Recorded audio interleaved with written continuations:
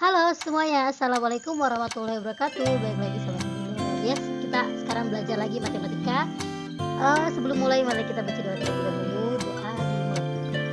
Nah, di sini kita akan bahas materi masih tentang bab bilangan. Di bab bilangan ini, nah kita akan masuk ke materi pecahan. Nanti kita akan bahas tentang apa sih itu pecahan, terus jenis-jenis pecahan, terus cara mengubah pecahan tuh kayak gimana, terus sama operasi pecahannya. Yang pertama itu ada pecahan. Apa sih pecahan? Nih coba lihat, kalian lihat di sini ada bilangan, ada apa? Lingkaran. Ada lingkaran. Tuh ada lingkaran di sini.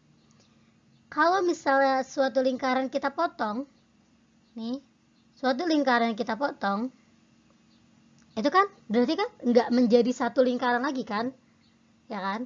Udah jadi dua bagian kan. Nah, kalau misalnya kita potong 4, satu udah kita potong, 2, 3, 4, kita punya 4 sisi, 1, 2, 3, 4, kita punya 4 sisi. Nah, tadi kan kita dari satu lingkaran terus kita bagi menjadi 4. Nah, itu yang disebut pecahan. Jadi kita bisa tulis 1/4 seperti itu. Nah, si satu lingkaran ini yang tadi belum kita potong-potong itu disebut pembilang. Ini atau ini disebut pembilang. Nah, 4-nya ini disebut penyebut. Jadi si satu utuh yang tadi itu disebut pembilang, terus pembagiannya itu disebut penyebut. Nah, kalau pecahan dalam matematika itu adalah bilangan rasional yang dapat ditulis dalam bentuk A per B. Jadi ini garis ini dibacanya per, dengan bentuk di mana A dan B merupakan bilangan bulat, tapi B itu nggak boleh sama dengan 0. Karena berapapun yang sama dengan 0 itu nggak ada hasilnya. Berapapun yang sama dengan 0 itu hasilnya tidak terdefinisi. Kayak gitu. Nah, selanjutnya kita akan bahas tentang jenis-jenis pecahan. Nah, pecahan ini ada banyak jenisnya. Pertama, itu ada pecahan campuran. Biasanya bentuk pecahan campuran itu seperti ini. Jadi, ada bilangan bulat dan bilangan pecahannya. Ini namanya pecahan campuran. Ada 1/3, 2/3, sama 1/3/5. Biasanya pecahan campuran ini itu dibentuk dari pecahan biasa, tapi dia itu kalau dibagi itu nggak habis. Itu masih ada sisanya. Nanti kita coba lihat gimana caranya ya. Terus selanjutnya ada yang namanya persen. Bilangan persen itu ada 10%, 5%, 250%. Nah, persen ini biasanya simbolnya pakai ini nih kalau persenan. Nah, terus selanjutnya ada per mil. Nah, per mil ini sama kayak persen. Kalau persen itu kan 100. Nah, kalau per mil ini 1000. Jadi misalnya kalau 5 per mil itu berarti 5000 gitu. Nih lihat. Nolnya 3 ya, bukan 2. Nah, terus ada bilangan desimal. Bilangan desimal itu dia itu biasanya pakai koma. Identik dari bilangan desimal itu adalah koma. 0,25. Nah, ini bilangan desimal. 0,4, 0,6 itu bilangan desimal. Selanjutnya ada lagi nih. Satu lagi, ada bilangan yang sering kita lihat yaitu pecahan biasa. Nah, pecahan biasa ini itu dibagi dua. Yang pertama, pecahan tidak murni. Yang kedua, itu pecahan murni. Nah, kalau pecahan tidak murni itu dia masih bisa dibagi. Ya, pecahan tidak murni itu dia bisa dibagi nih, kayak 12 per 3 itu kan bisa dibagi ya. Kayak 12 dibagi 3 itu kan berarti berapa? 4 kan. Nah, itu pecahan tidak murni itu seperti itu. Tapi kalau pecahan murni itu pecahan yang tidak bisa dibagi. Oke? Pecahan yang benar-benar nggak bisa nanti dia kalau dibagi itu nyisa. Jadi kayak nanti jatuhnya ke pecahan campuran. Seperti itu. Nah, selanjutnya ada, kita belajar mengubah bentuk pecahan. Pertama, pecahan campuran menjadi pecahan biasa. Misalnya nih, pecahan campuran itu biasanya terdiri dari bilangan, A-nya itu bilangan, B-nya itu pembilang, C-nya itu penyebut. Gimana sih cara ngerubah pecahan campuran menjadi pecahan biasa? Langkah pertama yang kalian lakukan adalah kita kali dulu nih A kali C. A dikali C, terus hasilnya nanti ditambah B. Gimana Bu, kalau misalnya A tambah B dulu bisa nggak? Nggak bisa. Jadi kamu harus C dikali A dulu. Jadi dari bawah baru ke atas. Jadi kalau ini dikali, nah ini ditambah. Penyebutnya gimana? Ya udah, penyebutnya diemin aja. Jadi A dikali C atau C dikali A ditambah B. Kayak gitu. Coba nih kita contohnya ya. Pertama, ada 3/7. Gimana caranya? Berarti 7 dikali 3 terus ditambah 3. 7 dikali 3 dulu. 7 dikali 3. Berapa 7 kali 3? 21. Terus 21 ditambah 3. Berapa? 24. Jangan lupa pembilangnya tulis.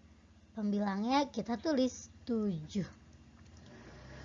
Penyebutnya kita tulis 7. Paham sampai sini? Oke, selanjutnya yang kedua ya. Contoh soal yang kedua. Bentar, ini Ibu hapus dulu ya. Contoh soal yang kedua. Lihat nih, tuh. 3 dikali 7 ditambah 3. Jadi 3 dikali 7 dulu baru ditambah 3. Selanjutnya ada 1, 2 per 4. Gimana caranya? 4 dikali 1. 4 kali 1 berapa? 4. Terus ditambah 2. Berapa? 6. Tuh, jadi ini harusnya adalah 6. Ini harusnya 6 per 4. Ini salah. Oke, lanjut ya. Sekarang 2 per 5. Berarti kan 5 dikali 2 dulu, baru ditambah 2. 5 kali 2 berapa? 10. 10 tambah 2, 12. Jadi 12 per 5. Sini kita lihat tuh. 12 per 5. Selanjutnya, pecahan biasa menjadi persen. Nah, kalau pecahan biasa menjadi persen ini cukup dikalikan 100%.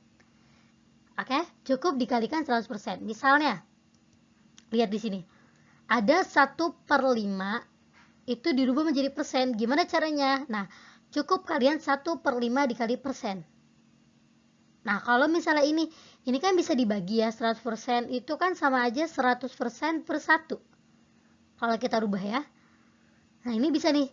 100 dikali 100. 1 dikali 100, 100 dibagi 5. Jadinya 100 dibagi 5 berapa? 20. Berarti 20%.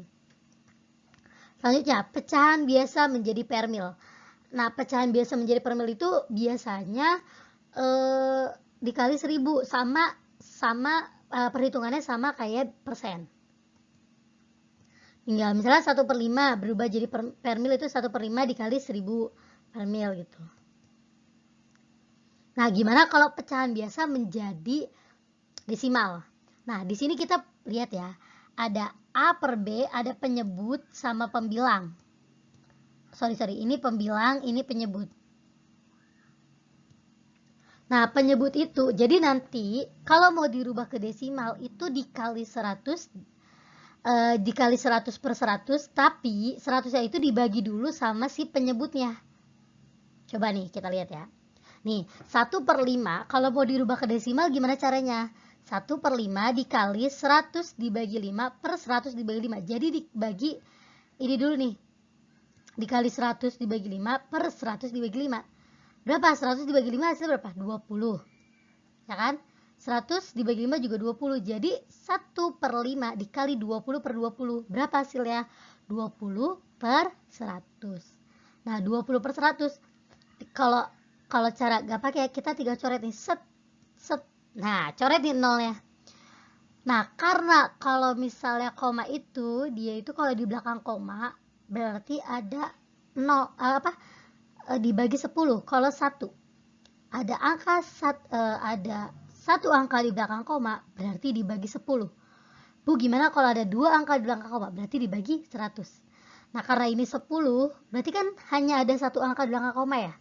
Berarti kita tulis aja langsung 2, 0,2. Karena 2 dibagi 10 kan nggak mungkin kan.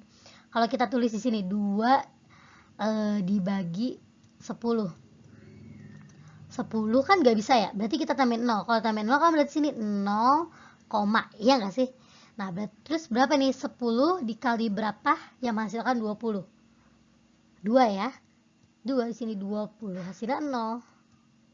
Jadinya 0,2. Oke, selanjutnya operasi pada pecahan. Nah, ini kita akan membahas tentang penjumlahan, pengurangan, perkalian sama bagian. Nah, pertama kita bahas tentang penjumlahan. Kalau di penjumlahan ini, kita kan di sini ada pembilang, penyebut. Kalau misalnya dia penyebutnya sama, itu artinya pembilangnya bisa langsung dijumlahkan. Kita bahas dulu ya yang penyebutnya sama. Misalnya kita ada 1/5 ditambah 3/5, itu kita bisa langsung jumlahkan yang atasnya menjadi 4/5. Kenapa bisa langsung dijumlahkan? Karena penyebut mereka sama-sama 5. Nah, seperti itu. Terus gimana kalau misalnya yang kedua dulu deh. Yang kedua itu 2/3 ditambah 5/3. Ini kan sama-sama ya, penyebutnya sama. Langsung aja. 5 ditambah 2 itu sama dengan 7/3.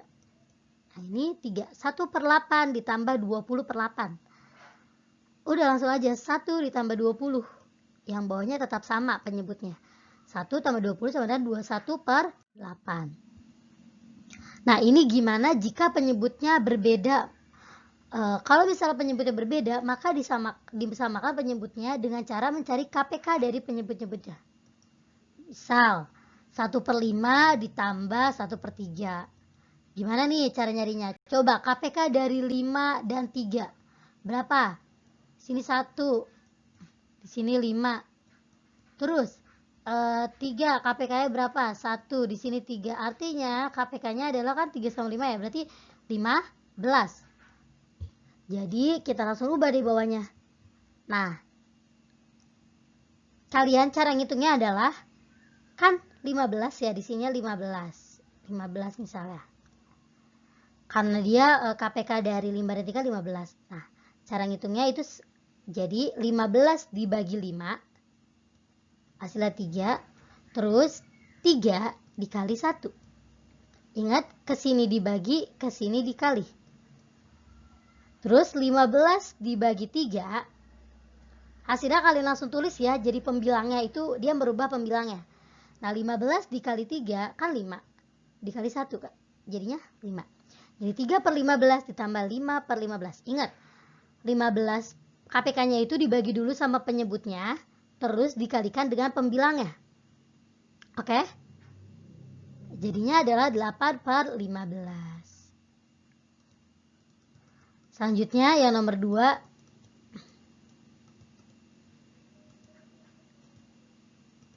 Nah, di sini ada 2/6 ditambah 5/3.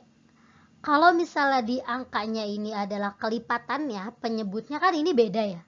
Tapi ternyata 6 itu adalah kelipatan dari 3.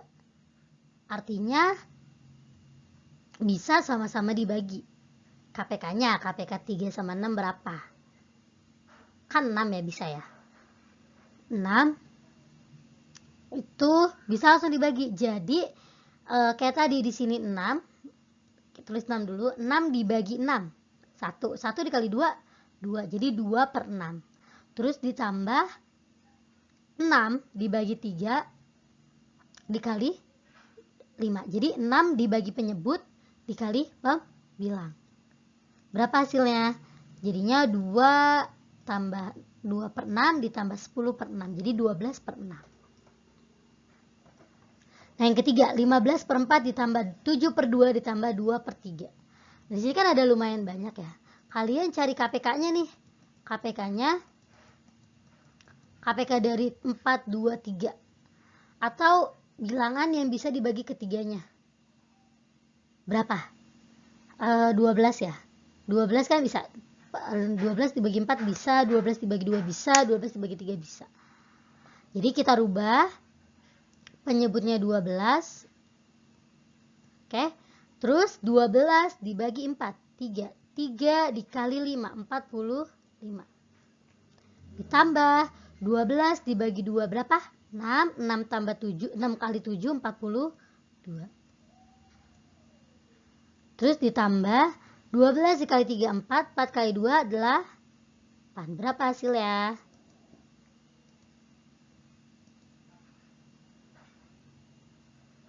Ini harusnya hasilnya itu adalah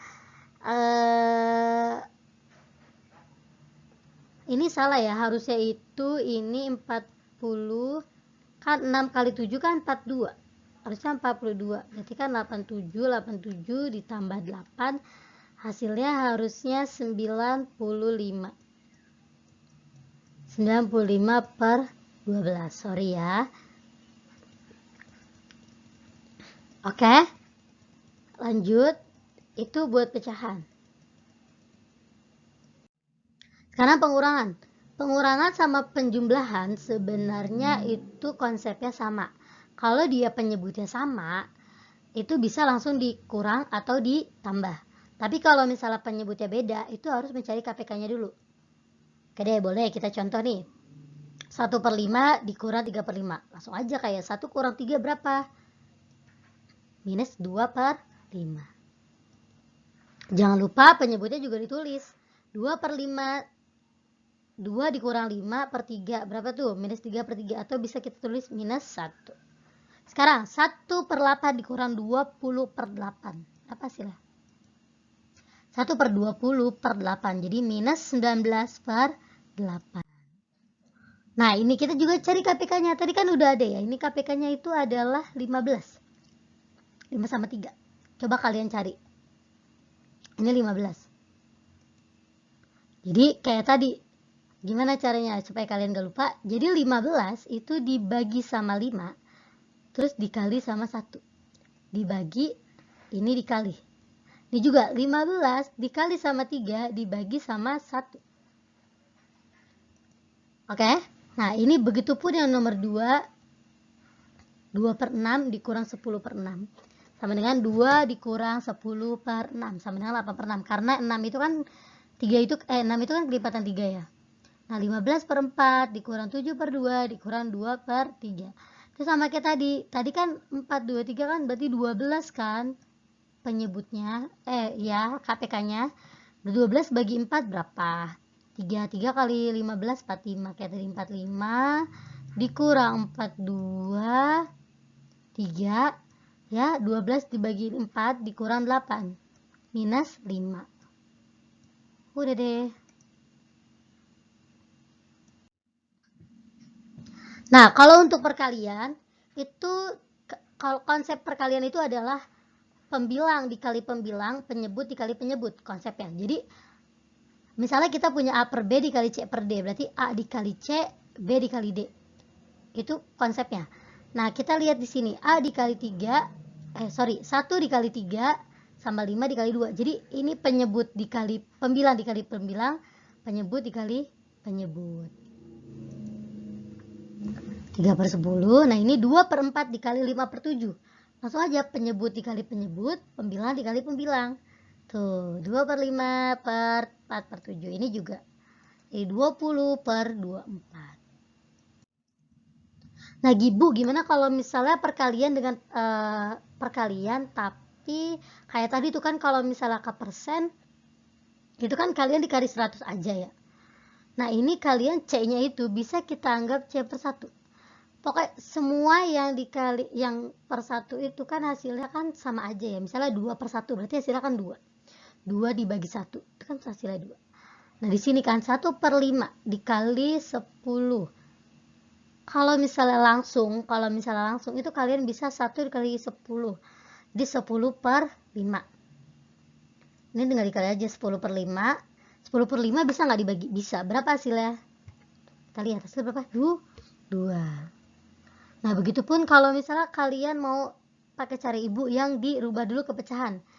Jadi ini per 1 aja kita rubahnya. Per 1. Dibagi 1 atau. Jadi 2 dikali 6, 4 dikali 1. Berapa hasilnya?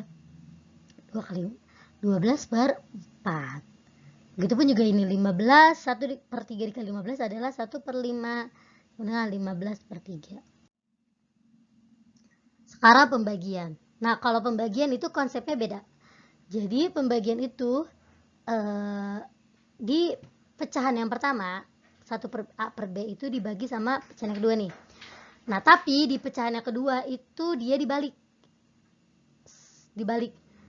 Tapi nanti jadi hasilnya perkalian. Jadi misalnya ada, ini kan A per B dikali D per C nih.